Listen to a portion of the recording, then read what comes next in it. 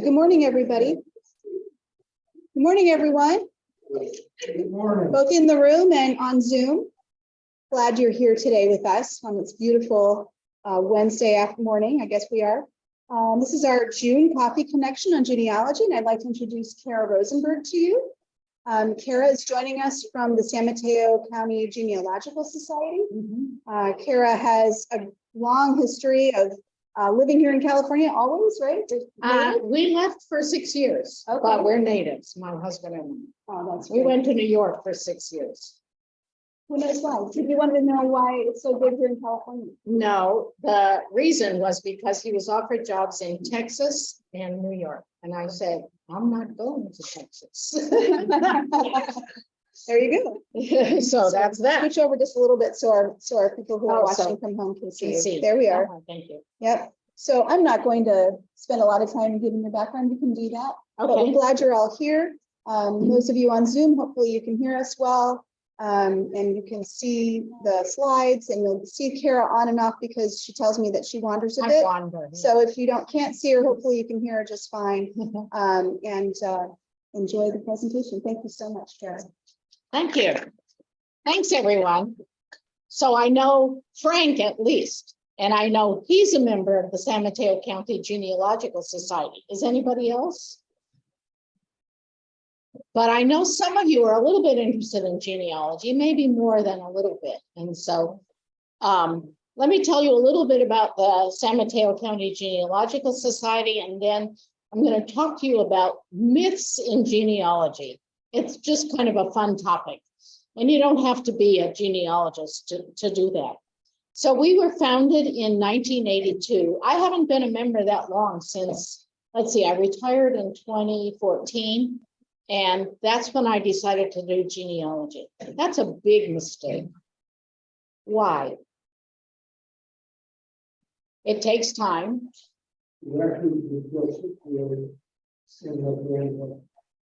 And the family has disappeared. That's the big problem. You need to start, and I'm talking to the wrong people, right? Starting genealogy. So get your grandkids interested in genealogy. As a matter of fact, I do with my genealogy is I have the reports that my kids, when they were in elementary school, they interviewed their grandparents about their history. And so I've used a lot of that from my genealogy, which is interesting. We help people with research. We're an all volunteer organization. No one gets paid in our organization. But one of our large goals is to provide programs. So every month we provide a program on a Saturday morning for free to anybody who wants to come. Because it's on Zoom, we ask people to register. We hope to get back to in-person, and I think we will, and I'll tell you why pretty soon. So another of our goals is to keep track of San Mateo County records. And you would not believe the amount of work that our volunteers have done to index San Mateo County records. Indexing means they look at them, they put the basic information online on our the research area of our website. And then if they want more information that is in the simple index, we ask for a $10 donation. And someone does the research for them. So that's very helpful. We really want to provide resources to genealogists, and we do, quite a bit. We also maintain a library. Now, here's my caveat. I am not an expert genealogist. I'm kind of a beginning to intermediate genealogist, and right now I don't have time for genealogy. I only have time for the society. So I work hard to keep that going, and you can imagine with COVID and with us moving our library, it's been busy. I'm trying to get this to move. It's not moving. Sorry. We have 6 elected officers and many, many appointed members. So it takes a lot of people to run a society. And we run, as I said, our monthly meetings are now held on Zoom, and they have been for the last 2 years. We were one of the initial societies that managed to get on Zoom pretty quickly. And the advantage of that is we used to have to pay speakers to come. Now we pay them to give a talk. And they can be anywhere in the country or the world. So I guess I have to move away from that. Oh, sorry. Oh, okay. So, but we hope soon to get back to some in-person meetings, and I'll tell you why. Come on.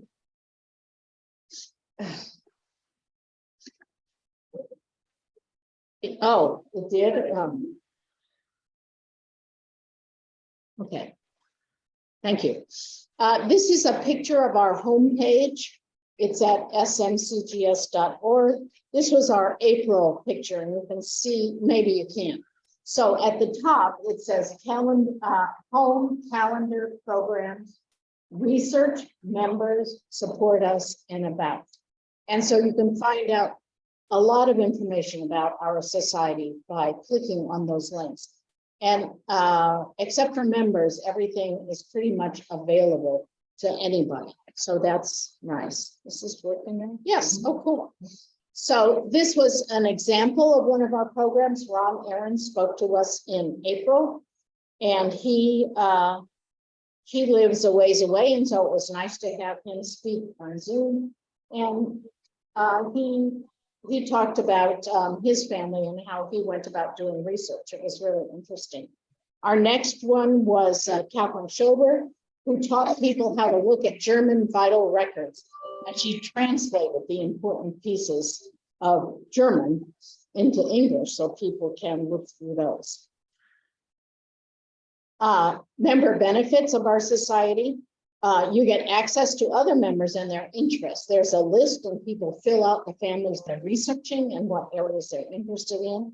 And then if we have presentations in the member section, you can get the handouts and recordings after the session. We also have something called special interest groups, and they're small groups led by an expert. And we have German, DNA, New England, British Irish. There's one more. Oh, and an evening group of problem solving. And so if you're a member, you can join those groups, and the members in those groups, which are sort of 6 to 12 people, share information about what they're doing and help each other with their research. You can also volunteer with other members, and that's an important part of sharing. We are now at the San Mateo Public Library on 3rd Avenue in San Mateo. We had to reduce the size of our library. We were at Kenyatta College, which had given us a lot of space. However, no one ever came because the parking was difficult, the hours were difficult. You never knew whether they were on intercession. They were wonderful for us, but except for the fact that we weren't able to serve the public easily there. And it was a long walk from the parking lot to the library because most of the students are young people, right? And the colleges around here are built on hills. And I remember my husband and I used to take his mother to concerts at Kenyatta College, and getting her from anywhere inside the building was very difficult. These colleges built on the tops of hills and have to retrofit their systems.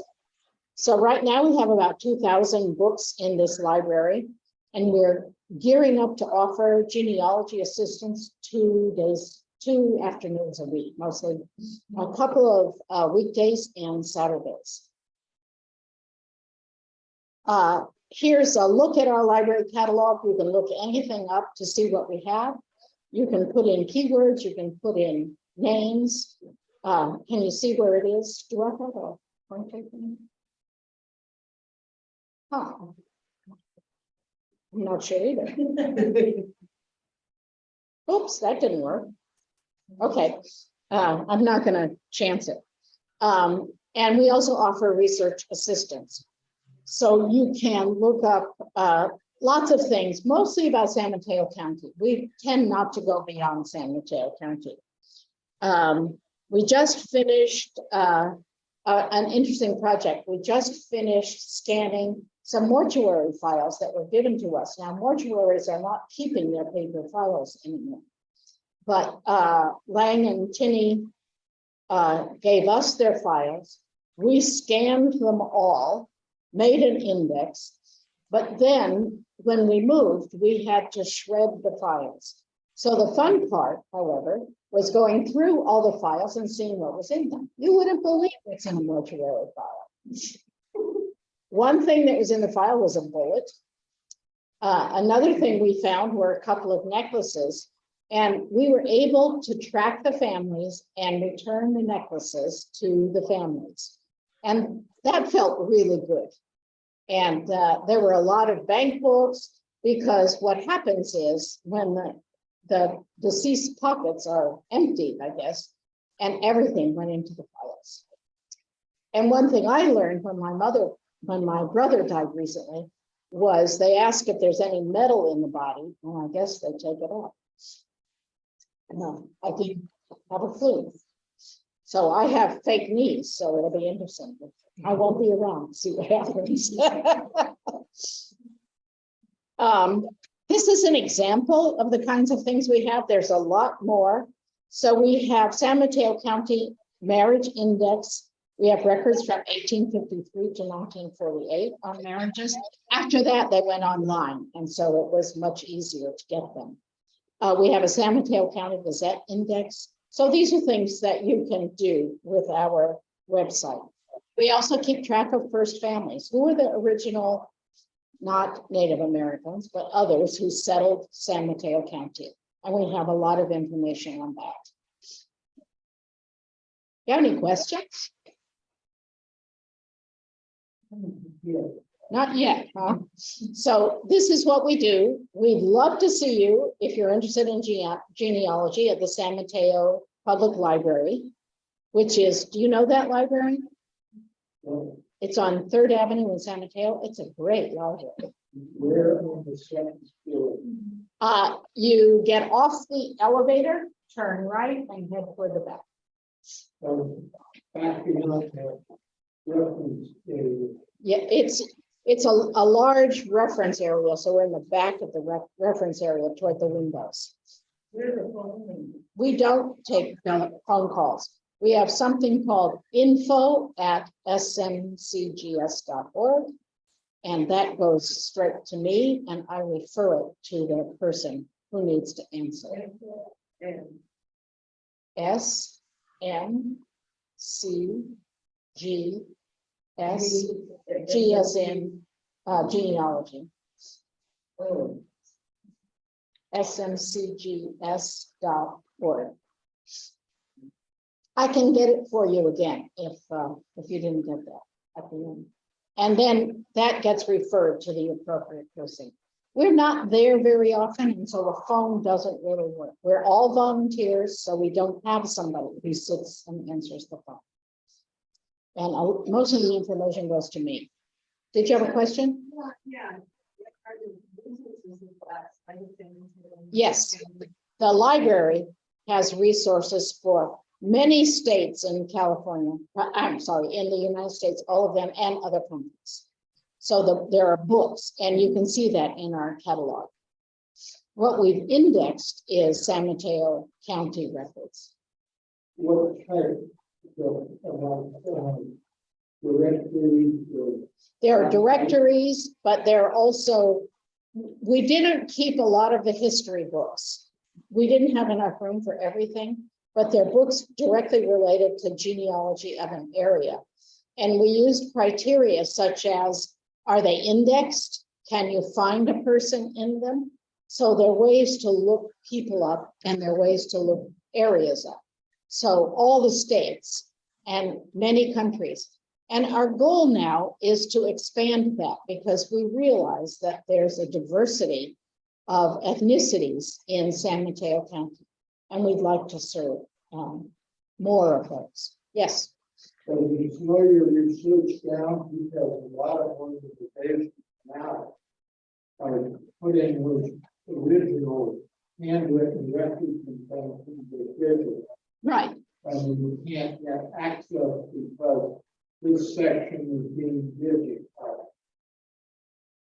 I go into that. Salt Lake City does that a lot, Yeah. but not us.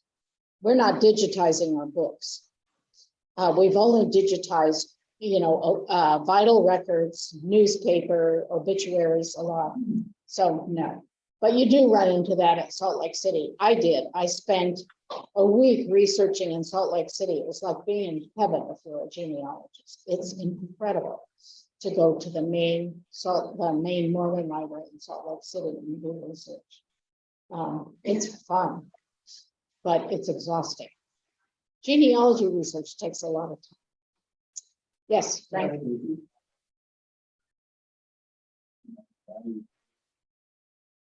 Me? It's interesting. I've always been, we're going to talk, let me talk about that in a little bit. I will.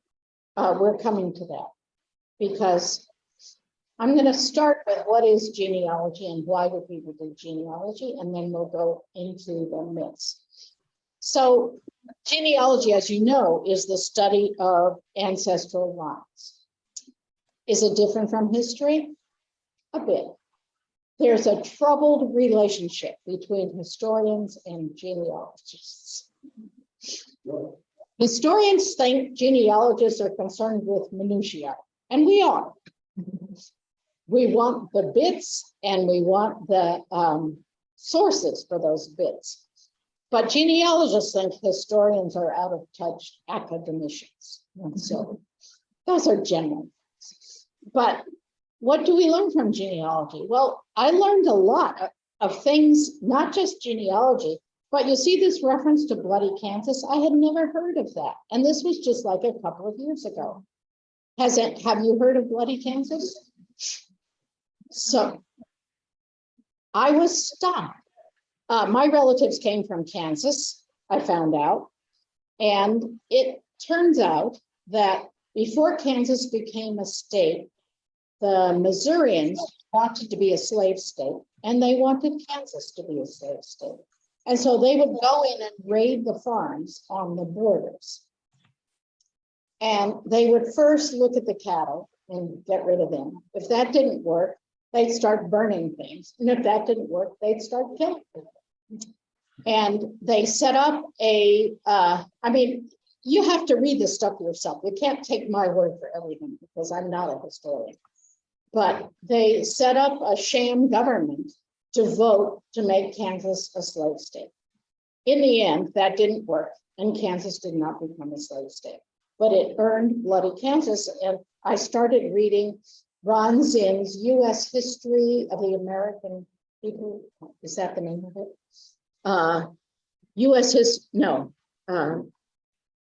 People's History of the United States, I think it is. Which I asked my kids. Of course, they read it in high school, but they're a lot younger than I am. And I didn't read that in high school. Fascinating book about the losers in U.S. history. That's what I call it. So it started with the Caribbean and the slave trade and people coming in and killing off the natives and then moved to the United States. And so it's an interesting book. I thought it was fascinating to read about the history from the other side, because who writes history? The winners. Right. And so you learn a lot by doing genealogy other than genealogy, and I'll show you about getting sidetracked again. Come on.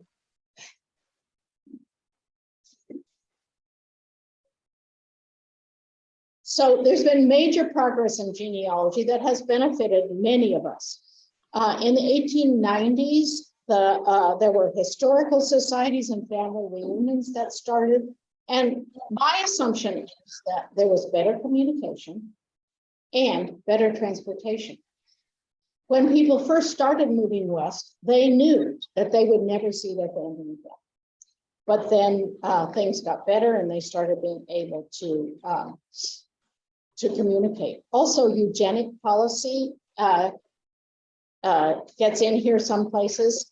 You may have read about the Palo Alto schools who now have renamed many of their schools because the people they were named after were eugenicists. And they studied specific families because there was a belief that social ills were a result of heredity, not social disparity and not injustice. And so that has definitely fallen out of favor. In the 20th century, there's been major progress. And I think a lot of that is due to the internet, because a lot of stuff was put on the internet. But also, there began to be interest in women's history, family history, urban history, ethnic history, and there are classes in colleges now that address these issues. These were never addressed before. And so I think that's a benefit of genealogy. And then, of course, Roots was a big starter of interest in genealogy. And then there's Finding Your Roots on TV with Henry Louis Gates Jr., which is kind of fun, although everybody's celebrities. Yeah. There are other shows that have people who are not celebrities, but actually they're less well documented. When Henry Louis Gates does a program, it's as well documented as it can be. So that's great.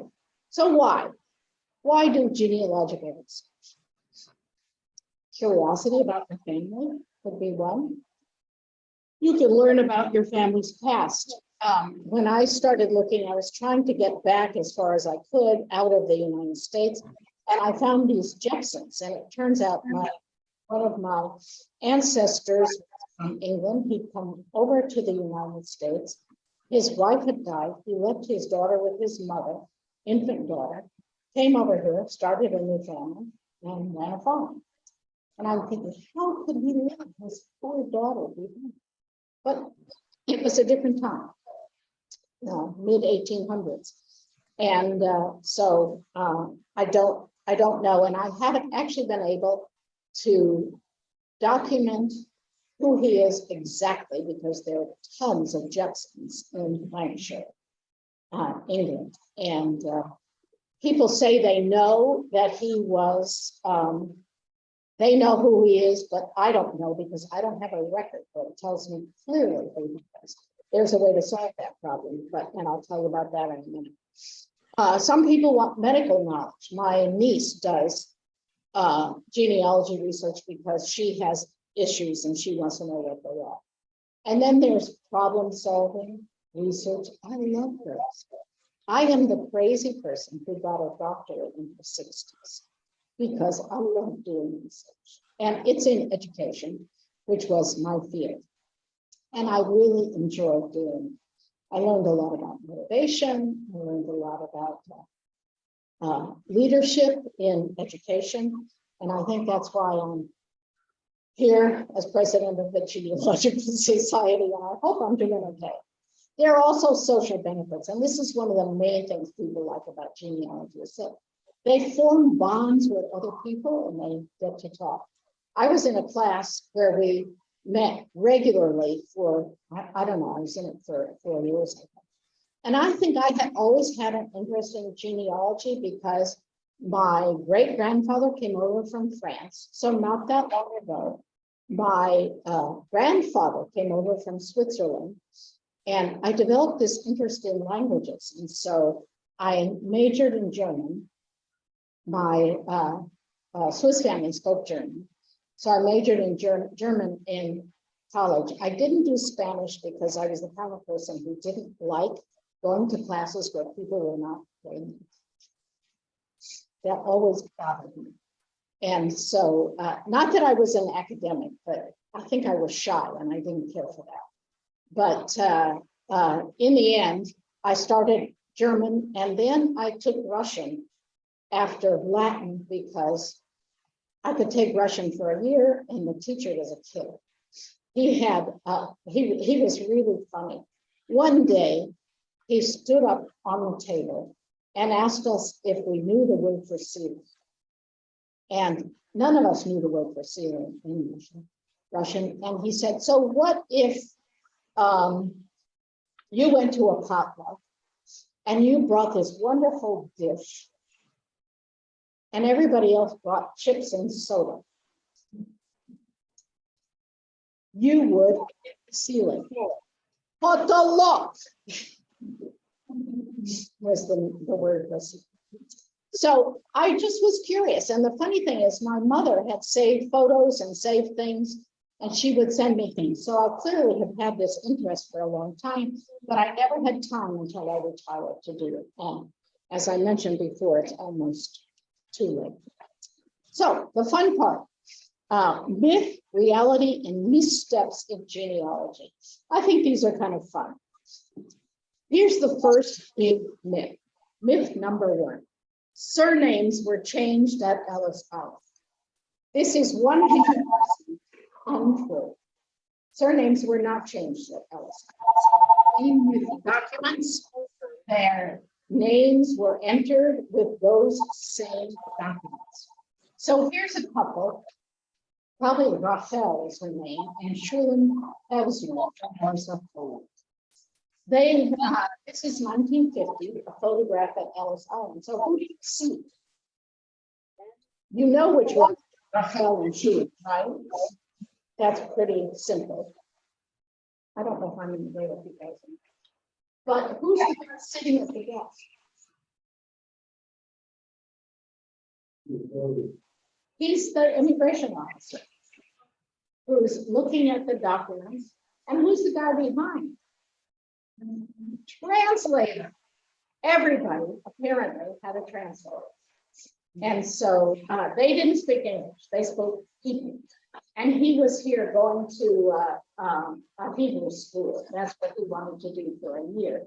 And they were trying to point out that he didn't need any English because he wasn't staying. He was going to the school and then going to Israel. Yes. I have a myth. I mean, well, my great grandparents and my father's mother's was now in the chapter called Pablo. And their movie was bad, but somehow it got raised. That happened after Ellis Island because they had to have documents with their real name. I mean, I don't know of it. I mean, I looked these people up because I thought if your name is Pevsner, you would certainly want This it. may have been predated It could have predated Ellis Island, right? because that's the story. Like, you Yeah. Yes. know, I ran into those. I ran into those, so my practice from what happened was, like in Mexico, but they would tell the name, and the person there would misunderstand the pronunciation, and they might spell the name slightly different, and that went in the record. And from then on, he was pronounced that way. And that's how a lot of names got messed up. My understanding is that they had to have papers. Yes, they do. And the papers had the writing on it. And that's supposed to be what went into the documents. I'm not an expert and I don't know the details. But when people say the names got changed at Ellis Island, it's generally not A lot of them late, right? changed their name to be more Americanized so they could blend in and get off. Right. And that's a reason to change it. So I looked these people up. What were the locations where they were changed later in the year? Anywhere in the United States, they were changed. Yeah.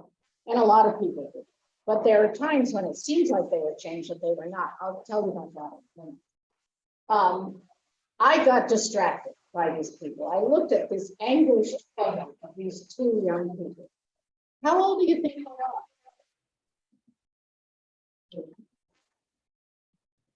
She's 20 and 8 months old. He's 24. And there's something amiss with their paperwork. And so they're worried. However, This is called, for a genealogist, a bright, shiny object. It's not what you were looking for, but you get distracted by it. And so I followed this bright, shiny object while I was putting this together to find out what happened. And I actually found it. They did not change their names. He changed his first name because he said what was on his documentation, Shulam, wasn't correct. So he changed his name. But in the end, he became a printer and he got naturalized in the United States. I couldn't figure out everything because most of it was in Hebrew and I don't read it. I couldn't figure it all out, but it was kind of fun to follow them. I wanted to see if they changed their name and they did not. So, but other people did. There are a lot of Heaveners who became pointers and various other things. Clearly. Myth number 2, a relative on many trees must be correct. If you've done any genealogy, you know that isn't true. So you have to compare with what we know. If you're looking at ancestry, there will be lots of people who have trees on ancestry. And the first one will generally have a lot of sources. So you can kind of believe in that, but you have to be careful. But following that, you'll see there are fewer and fewer sources because people just copy. So you have to be careful. Here's an example. For those of you who can read it, it may be hard. At the top left is Thomas Jefferson McCormick, I think my second great grandfather, and Marina Carolyn Evans. And on the right side are his parents, Mellon McCormick and Mary Benn. But if you look down under the children of Mellon McCormick and Bennett, it looks weird. Can you see it? What's wrong? There's John, Thomas, Elizabeth, Thomas, and James. Now, usually there can be 2 Thomases when one has died as a baby. Other than that, it doesn't really happen. And so there's a Thomas McCormick, 1836 to 1863. And there's Thomas Jefferson McCormick, 1848 to 1911. So what happened to Thomas McCormick the first? 1836 to 1863. He died in 1863. He was killed at Vicksburg during the Civil War. Thomas Jefferson McCormick also served in the Civil War, and he was injured, but he didn't die until 1911. He suffered for all 40 years, really, without dying. So, and Elizabeth was born in 1838, as was Thomas. This is possible, but unlikely. So this is wrong. And so this is from Family Search, which is a one world tree. Anybody can enter anything on it. This is the Mormon site, and I know you're not supposed to call them Mormon, Church of the Land. But and so the 3 people who were working on this family, we changed it. Separated Jefferson McCormick from Mellon and Mary Benn. So what happened? Someone put them back. So I don't do this anymore. That's too much work. So I use my own tree, my ancestry tree, so that I don't run into this. But this is an example of what can happen. So you have to be careful what sources you use.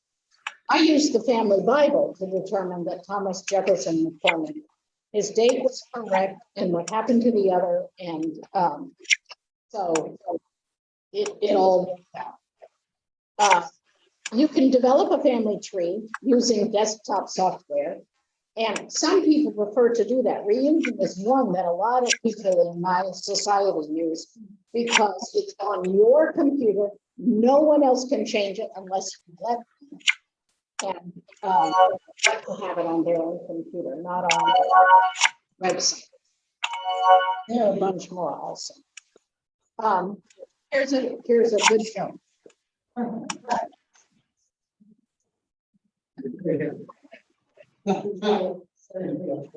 So you don't have to do your genealogy. All you have to do is run for office.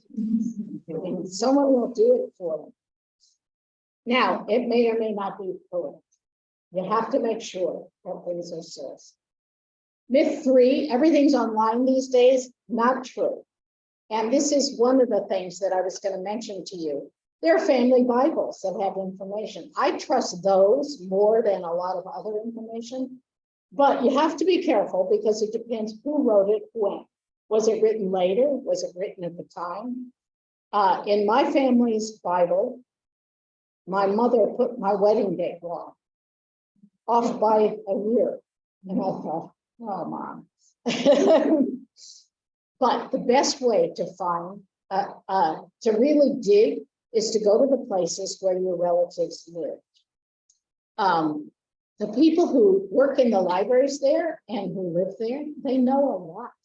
And you can find out a lot, and they can tell you which churches to visit, which courthouses to visit where the information is not online, and things like that. So there are ways to do genealogy that are not on the computer or not just in a local library. If it's in a book, it must be true. This is really fun because there are a lot of county history books that profile prominent citizens. So where did they get their information? I'll bet a lot of you have been asked. These are called mug books or brag books because some publisher decides they're going to do a book. They ask prominent citizens to do the write-up and pay for the inclusion in the history. So the information may be true, but you have to consider the source. My husband's grandfather was a Mason, and he wrote one of these articles for one of their newsletters that I have. And he left a lot out. So, you know, it was a little odd. This is an example from my family. It's called Home to Town Hill. It has a lot of information about my family written by a college professor. But what's wrong with it is that there are no notes to indicate where he got his information, and there's no index. And so, and all these people had names that interwove with each other, and so it's kind of a mess. But I was glad to have it. It was nice. He's one of my cousins. Same surname or all relatives? Well, you know that's ridiculous, right? It can't. You have to research. You can assume that if you're a Washington, you're related to George Washington, but you really have to do the documentation if you want to be sure. So there were some countries have patronymics where the surname is the father's first name with something that means son of or daughter. And so that makes it hard to follow the line. My husband's grandmother was a Gordon. And I thought, how can that be? She must have changed her name. Well, it turns out she did not. She lived in Vilnius. And in 1844, this is part of Tsarist Russia, and they forced the Jews to develop surnames. Rumor is that they had avoided this for a long time, partly because they hid their sons, so they didn't wind up going into the Russian Army. So they would forge the birth dates for their sons if they were written down, and they would change their names, first names, last names, whatever. But in 1844, they were forced to adopt names. And where my husband's grandmother lived, there was a mercantile company called Gordon, and a lot of people chose Gordon as their last name. So she was a Gordon. And there are a lot of surname scams that you can find on a site called Cindy's List, which has a lot of genealogy. You have to pay to get good genealogy information. Some of the best information comes from the sources I've already told you. Family Bibles, going to the place where your relatives came from. Those are the most interesting places to find information. You can get help. I emailed a guy because I wanted my one of my grandfather's military records, and he was known for going into the National Archives in Washington, D.C. to do the research.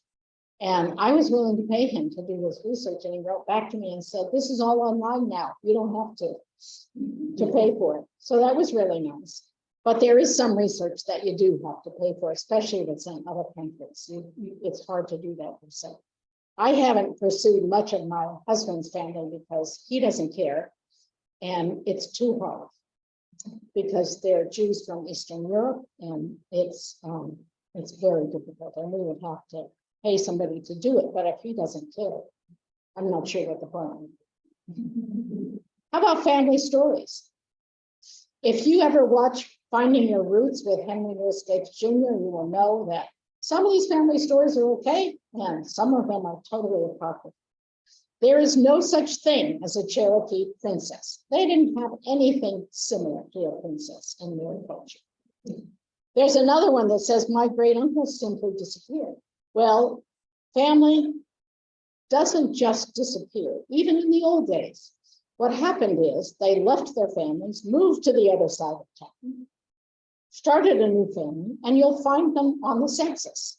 So you'll find the former wife as the head of household and her former husband as, the great uncle who disappeared. So this is found easily on census documents, which is one of the first places people go to do genealogy research. So census records started in 1790, and from 1790 to 1850, they list only the head of household. So it would be generally the father. And then other household members were counted by age groups of 5 years and gender groups. And so you have to guess. If you have records that show how old the children were in the family in a certain date, you can make a guess as to, whether this is your family or not, if the ages and the genders match. But it's always a guess. From 1850 on, there's a lot of information in census records. And name, age, whoever's living in the house, birthplace, lots of information. Not all of this information is on every census. It does change depending upon who wants it and why. So for the 2020 census, there were lots of political issues. So the president wanted to remove people who were undocumented from the census. And that didn't happen.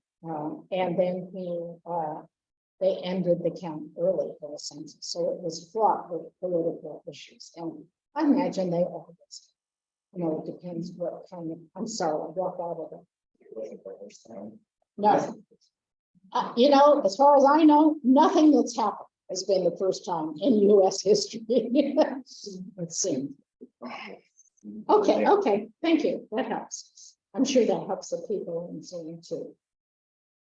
So there's also another myth. The 1890 census is missing. And it's noted that all the records were burned. This is not true. There was a fire and most of the records were destroyed. But there's interesting history about the 1890 census. And last year we had Maggie Mullaney, one of our members, give us a talk on the 1890 census. How you work around the fact that you don't have a census for 1890. And she told lots of stories about places you can go to find information. You can go to state censuses, you can go to lots of census substitutes. But the shocking mismanagement of the 1890 census was at some time people said, we don't have any place to store this, we're going to get rid of it. So even if they were damaged, they were destroyed. And so we don't know if that's going to continue to happen because things are digitized now. Sometimes you can't find the census. This is a story from my family. My grandmother was a Smith, and her father's name was William H. Smith. And here's a picture of her family. He's with his wife, who's how old is she? 20. Oh, 53. He was 46. And 2 daughters, 17 and 13. And my grandmother was Georgian. So you see Jory in there. But I couldn't find her 1910 census. I looked and looked, but with a name like Smith, what are you going to do? What would you do? Any ideas how you would find Georgia Smith? How many Georgias do you know? One? I know one, my grandmother. So I looked for Georgia. I knew where they lived. I knew 1910, and I found Georgia. Someone who indexed this record indexed it as P-R-U-R-T-H. And look at it. I mean, handwriting, right? And Georgia's down there at the bottom. She was 4, I think, at the time. So there are ways you can work around this stuff. This is the fun of genealogy, problem solving. I love this here. People didn't smile in old photos because of long exposures. That's only part of it. What's the rest of it? They had bad teeth. Smiling wasn't very dignified. And in the case of my father's grandmother, she always looks like this grim woman in photos. It was culturally inappropriate to see. Which one of these guys would you elect? Here's a slightly winning Abraham Lincoln and a dignified Abraham. So this is an example of why people didn't smile at their photos. And the last one, you have to cite sources. Do you have to cite sources? What's your purpose in doing genealogy?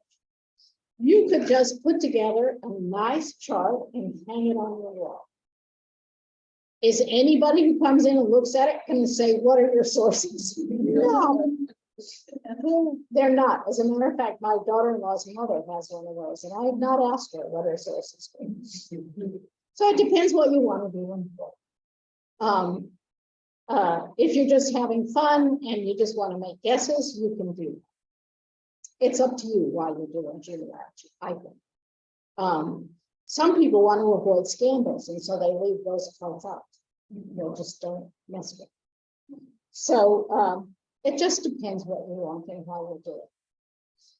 I tend to want to do the research, to find the sources, and to know that I've got the right stuff. But you will not always know.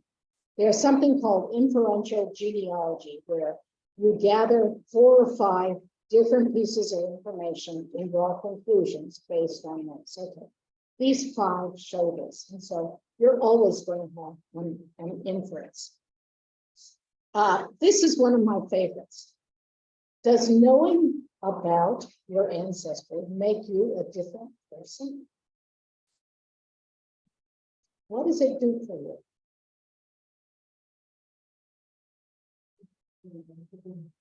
It fulfills your curiosity.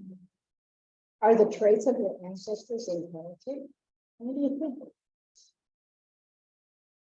This is a conversation that comes up on finding your roots all the time. Right? And after he goes through a person's genealogy with them, they tend to think that there's something to this, that knowing about your ancestors makes you a little bit different person. So I watched the show about Angela Davis. Do you know Angela Davis? I was at UCLA when Angela Davis was fired, and we were slightly involved in some of the activities that were going on there. So I watched the Angela Davis segment, and what do you think she found out? Does anybody? She's a Mayflower descendant. So what do you think about Angela? How do you think she feels knowing she's a Mayflower descendant? I have no idea, but I thought it was shocking.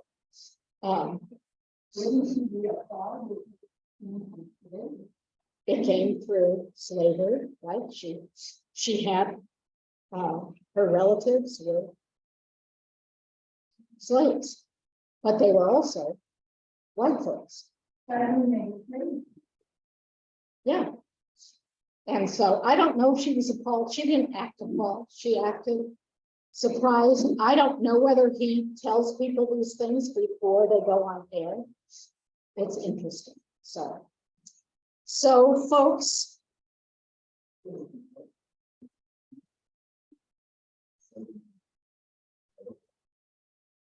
a Mayflower descendant. No.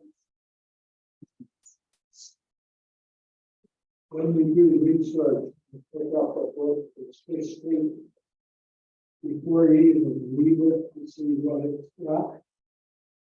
Flip to the back and check to see if there are footnotes and what the footnotes are. Because if there are no footnotes in the back of that book, don't use it. Because there's no guarantee that it's true, or you can trace anything. Yeah. With the footnote means they did research, and therefore they are more accurate than that couldn't do. That's what happened to me with this Tunnel Hill book. I was so disappointed because he's a college professor. You think that when he puts together a genealogy book, so I can use the book, but I have to research everything he says in there myself. And some genealogists don't like to give up their sources. Some people just fail. So, do you have any questions?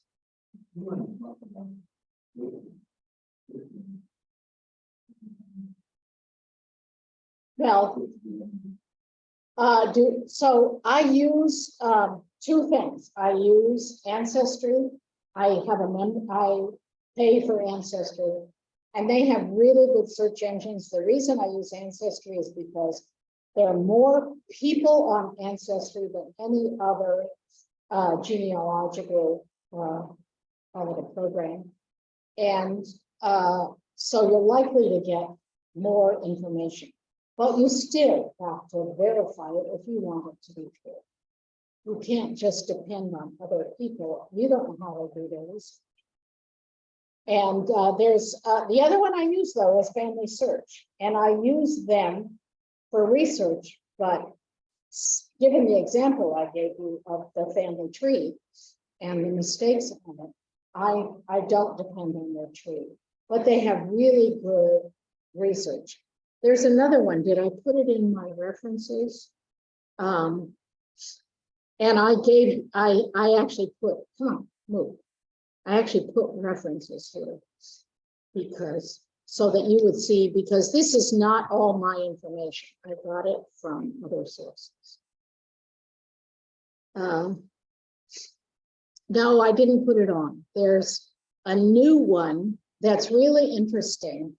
That is a way, it teaches you how to do genealogy. And if you want it, I'll get you the reference. I'm sorry I didn't put it. It teaches you how to do genealogy, and it starts at a basic level and moves up to an advanced level. It's a great new website, really good. The Santa Cruz Genealogical Society had one of the founders did a talk about it. And we tried to get him to come and do one in person, but it isn't something in person. Yes.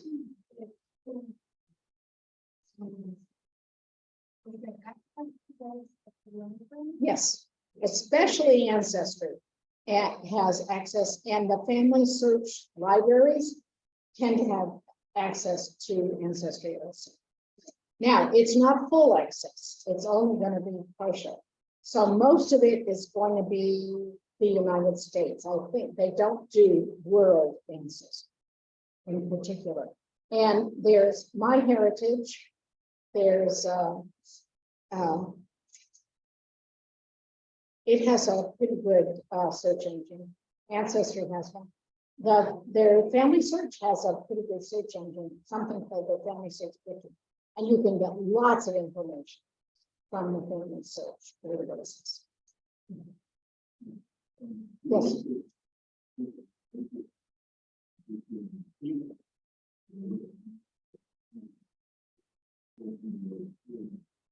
Good, yeah. And this website that I'll get for you, I'll send it to Emily, is also a good place, and it's totally free. So you can definitely get your feet wet and do what you want. With that, you do get hooked. So It's family. family search is totally free. Totally, yes. Yes, for free, yeah. They're online.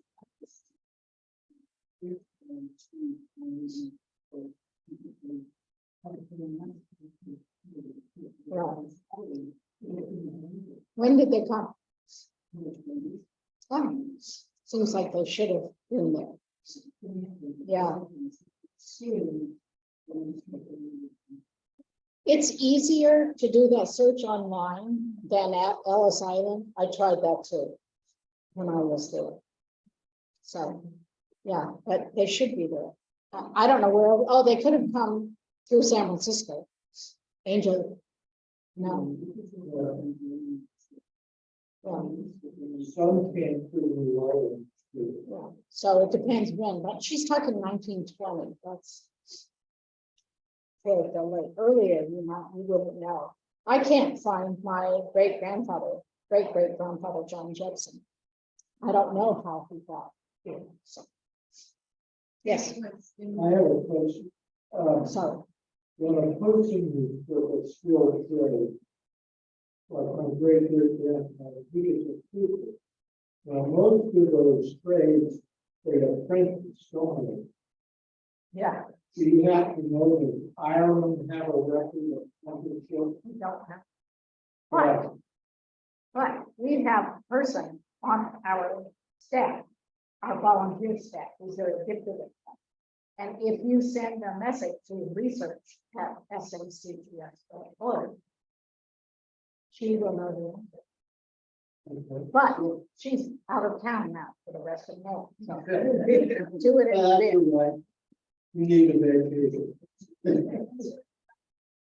Oh, I'm so sorry. Sure. The question is there a record of Irish, what did you call them?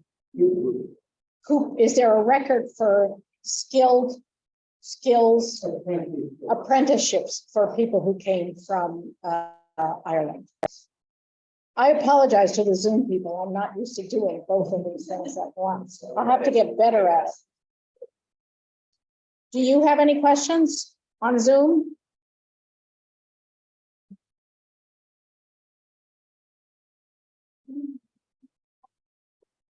I'm glad.